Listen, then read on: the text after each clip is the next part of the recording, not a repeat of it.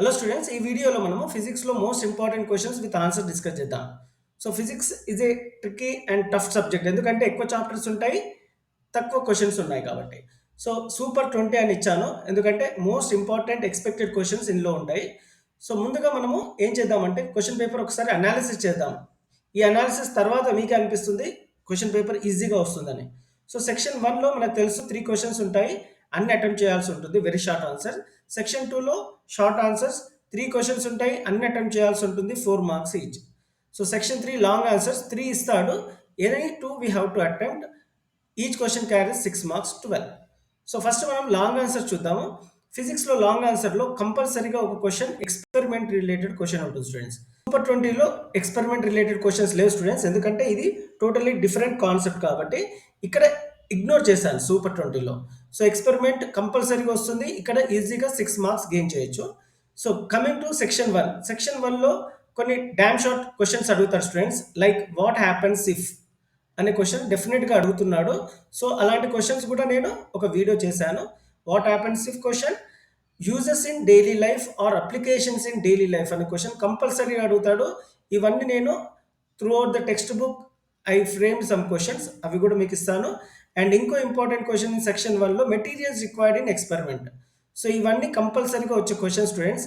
ఇక్కడ నేను ఇచ్చిన మెటీరియల్ మీరు చదివితే ఈజీగా 6కి 4 మార్క్స్ ఈజీగా some. So moving to section 2లో ఒక టేబుల్ క్వశ్చన్ ఇస్తాడు, మిగతా 2 అనేది ఛాలెంజింగ్. సో ఇక్కడ 2 క్వశ్చన్స్, ఇక్కడ 1 క్వశ్చన్.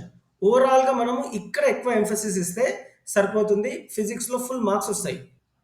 సో ఆ ఒక్క క్వశ్చన్ 3 క్వశ్చన్స్లో 2 క్వశ్చన్స్ అటెంప్ట్ చేయాల్సి ఉంటుంది కదా, ఆ ఒక్క క్వశ్చన్ కూడా మనకి ఎక్కడ ఇస్తాడు, ఎలా ఇస్తాడు అనేది చెప్తాను. This question is based on diagram related question. So ఎక్కడైతే డయాగ్రామ్ రిలేటెడ్ క్వశ్చన్ ఉంటుందో అక్కడ ఎక్కువ ఎంఫసిస్ ఇస్తాడు. So we have to thoroughly prepare that one. So ఈ వీడియోలో diagram related questions and short ఆన్సర్స్లో ఈ క్వశ్చన్స్ మనము థరోగా చూద్దాం. So let's start the video. Section 3 చెప్పాను కదా, ఆల్రెడీ ఒక ఎక్స్పెరిమెంట్ వస్తుంది. ఇంకో క్వశ్చన్ మనము రే డయాగ్రామ్ ఎక్స్పెక్ట్ చేయొచ్చు. సో రే డయాగ్రామ్లో ఇక్కడ ఎలా అడుగుతాడంటే characteristic of the image formed when the object is placed beyond C. ఒకవేళ ఆబ్జెక్ట్ బియాండ్ సి ప్లేస్ చేస్తే ఇమేజ్ ఎక్కడ ఫామ్ అవుతుందంటే between F and C. So nature రాయాలి, inverted, diminished, real, formed between C and F. So అదే characteristic of image formed when the object is placed at C. So object C దగ్గర పెడితే image కూడా C దగ్గరే వస్తుంది, but ఇన్వర్టెడ్గా ఉంటుంది, equal in size, real image formed at C. So what is the characteristic of the image formed when the object is placed between F and C. So object ఎఫ్కి సికి మధ్యలో replace చేస్తే image ఎక్కడ form అవుతుంది, it form beyond C అని అనొచ్చు. So it will be inverted, enlarged, real, formed beyond C. Image will form beyond C. So ఈ ray diagrams చాలా ఇంపార్టెంట్ స్టూడెంట్స్, మీరు తరోగా చదువుకొని వెళ్ళాల్సి ఉంటుంది. ఇది కాన్కేవ్, కాన్వెక్స్ కూడా సేమ్. సో కాన్వెక్స్ కూడా సేమ్, కాకపోతే మనము రే డయాగ్రామ్ ఈ విధంగా రాయాలి. సో ఒక లైన్ పెట్టి, యారో మార్క్స్ పెట్టి, సో ఇన్ఫినిటీలో ఉంటే image will be formed at F, same. Okay, if it is if the object is placed between C and F, image will be formed beyond C. If it is placed at F, image is formed at infinity. So defects of vision next important expected question students. అదేంటి అంటే first myopia, hypermetropia and presbyopia. So myopia అంటే person with myopia can see nearby objects clearly but cannot see distance object distinctly. అంటే సరిగా దూరం ఉన్న object సరిగా చూడలేడు, దగ్గరున్న ఆబ్జెక్ట్ సరిగ్గా చూడగలడు. సో దీనికి రే డయాగ్రామ్ కంపల్సరీ ఈ విధంగా డయాగ్రామ్ రాయాలి స్టూడెంట్స్. కరెక్షన్ ఆఫ్ మయోపియా ఐని మనం ఇదేంతో చేస్తామంటే కాన్కేవ్ లెన్స్తో చేస్తాం. So rectification will be happen through concave lens, and the defect arise due to the minimum focal length of eye less than 2.5. The lens used to correct myopia has negative focal length and the power of lens is also negative. So make a note of this students, very important. Ade hypermetropia ante person with hypermetropia can see objects lying at large distance clearly but cannot see nearby objects clearly. So correction for hypermetropia convex లెన్స్తో చేస్తాము. ఈ diagram మీరు నేర్చుకోవాల్సి ఉంటుంది students. Presbyopia is a human eye defect generally observed in old age people. You have to use bifocal length to rectify the or correction of presbyopia. Next important question in physics is formation of N2 molecule. Write the formation of N2 molecule using valency bond theory or write valency bond theory with one example. ఏ విధమైన ఇచ్చిన you have to write this answer students. ఈ PDF నేను description పార్ట్లో పెడతాను, you can have a glance and read perfectly. Next important long answer ఏంటి అంటే hybridisation. Formation of BeCl2 through hybridisation process or formation of F2 molecule through covalent bond, formation of NaCl through ionic bond. So these bond formations are very important and they are expected for upcoming board exam and also pre-final exam. Next important question ఏంటి అంటే AC generator and electric motor. ఒక్కొక్కసారి డైరెక్ట్గా write about AC generator అని అడగడు. Application of Faraday's law of electromagnetic induction do with diagram అంటాడు. అంటే మనం ఇప్పుడు ఏసీ జనరేటర్ రాయాల్సి ఉంటుంది. నెక్స్ట్ ఇంపార్టెంట్ లాంగ్ ఆన్సర్ ఎక్కడి నుంచి అడుగుతారంటే మోడర్న్ పీరియాడిక్ టేబుల్, వెన్లూస్ పీరియాడిక్ టేబుల్. సో ఇక్కడ లా ఆఫ్ ట్రయాడ్స్ కూడా చాలా important. Next important expected long answer ఏంటి అంటే explain sp3 hybridization with example, sp2 hybridization with example, sp hybridization with example. చాలా important students, you can expect for long answer. So అలాగే short ఆన్సర్స్లో combustion reaction, oxidation reaction with equation, addition reaction with equation, substitution reaction with equation. 2 marks లో write chemical equation for the reaction between zinc and hydrochloric acid and balance it.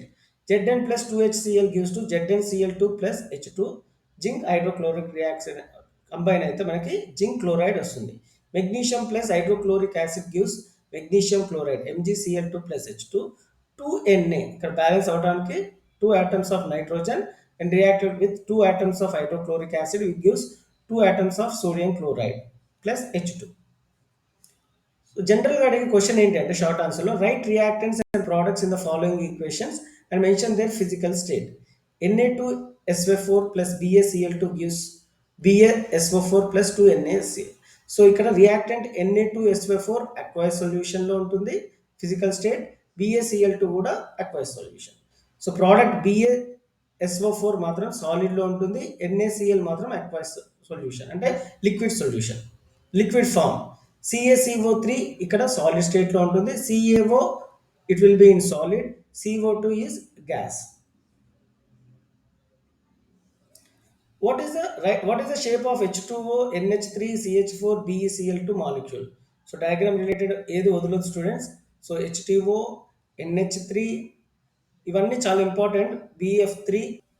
Next important ఏంటి అంటే balance the following equation అనే question ఇది చాలా important. C+O2 gives rise to CO. ఇక్కడ 2C+O2 gives you 2CO. Left hand side ఏమున్నాయంటే reactant side 2 carbon 2 oxygen, ఇక్కడ 2 carbon 2 oxygen, దీన్ని carbon monoxide అంటాము. Fe2O3 plus CO gives Fe plus CO2. ఇక్కడ మనకి బ్యాలెన్స్ లేదు. ఇక్కడ రైట్ హ్యాండ్ సైడ్ ప్రోడక్ట్ సైడ్లో ఒకటే ఆటమ్ ఉంది, 1 atom ఆఫ్ ఫెర్రస్. ఇక్కడ 2 atoms ఉన్నాయి, ఇక్కడ బ్యాలెన్స్ అవ్వలేదు కాబట్టి రియాక్టెంట్ సైడ్లో Fe2 3CO పెట్టుకుంటే 2Fe plus 3CO2 ఉంటుంది. సో Fe 2 atoms ఉన్నాయి, రైట్ హ్యాండ్ సైడ్లో కూడా 2 atoms ఉంది, బ్యాలెన్స్ అయింది. ఇక్కడ 3 ఆక్సిజన్ మాలిక్యూల్స్ ఉన్నాయి, ఇక్కడ 3 ఉన్నాయి, 3 + 3 6. రైట్ హ్యాండ్ సైడ్లో కూడా 3 2s are 6 బ్యాలెన్స్ అయింది. కార్బన్ 3 ఉన్నాయి, ఇక్కడ కూడా కార్బన్ 3 ఉంది. So left hand side reactant side product side same ఉన్నాయి కాబట్టి బ్యాలెన్స్ అయింది. What information does the chemical equation gives? Give an example. So why sky is blue in color అనే క్వశ్చన్ ఒకటి ఎక్స్పెక్ట్ చేయొచ్చు స్టూడెంట్స్. ఎందుకంటే the size of nitrogen and oxygen molecule in atmosphere are comparable to wavelength of blue colour. So these particles are scattering centres of blue colour. So sky is blue in colour. So formation of rainbow చాలా important. Raindrop will act as a prism, that's why we get a rainbow when the rain is when formation of rainbow in sky is also important student, you have to prepare. Dispersion of light ante when light is passed through prism it divide into 7 colors which are splitting of white light into different colors is called dispersion. Scattering of light, the process of re-emission of observed light in all direction with different intensities by atoms or molecules is called scattering of light. Sun appears red in color during sunrise and sunset. Explain the reason. So flotation important, డయాగ్రామ్తో సహా నేర్చుకోవాల్సి ఉంటుంది. Magnetic separation కూడా డయాగ్రామ్తో సహా నేర్చుకోవాల్సి ఉంటుంది. So ఈ definitions కొన్నిసార్లు అడిగాడు. డిస్టిలేషన్ అంటే ఏంటి, పోలింగ్ అంటే ఏంటి, లిక్వియేషన్ అంటే ఏంటి, ఎలక్ట్రోలైటింగ్ రిఫైనింగ్. ఆబ్జెక్టివ్ టైప్లో ఎక్కువ అడిగాడు స్టూడెంట్. డిస్టిలేషన్, పోలింగ్, లిక్వియేషన్ చాలా జాగ్రత్తగా నేర్చుకోండి. Smelting, flux, roasting, calcination. Difference between roasting and calcination కూడా చాలాసార్లు అడిగాడు. Prepare well. So junction law and loop law together we call it as Kirchhoff law. So junction law ఏంటి అంటే the sum of the current entering into the junction is equal to the sum of the current leaving the junction. ఇక్కడ మీరు observe చేసినట్టయితే I1, I4, I6. So it's entering the junction, whereas I2, I3 and I5 is leaving the junction. So loop law, the algebraic sum of all potential difference in a closed circuit is zero. So loop law is always based on conservation of energy. This junction law is based on conservation of charge. ఇది మీరు నేర్చుకోవాల్సి ఉంటుంది, ఎందుకంటే కొన్నిసార్లు part below అడిగాడు. So parallel and series కనెక్షన్లో మనం equation చేయాల్సి ఉంటుంది. You have to prepare this students. ఇప్పుడు న్యూమరికల్ గురించి డిస్కస్ చేద్దాం స్టూడెంట్స్. సర్క్యూట్లో ఈ విధమైన క్వశ్చన్స్ అడిగే అవకాశాలు ఉన్నాయి. R1, R2, R3 resistor connected in series or parallel. So R1, R2, R3 are connected in parallel. They are connected in parallel, whereas this one and this one are connected in series. What is the equivalent resistance of the combination of R1, R2, R3 resistance?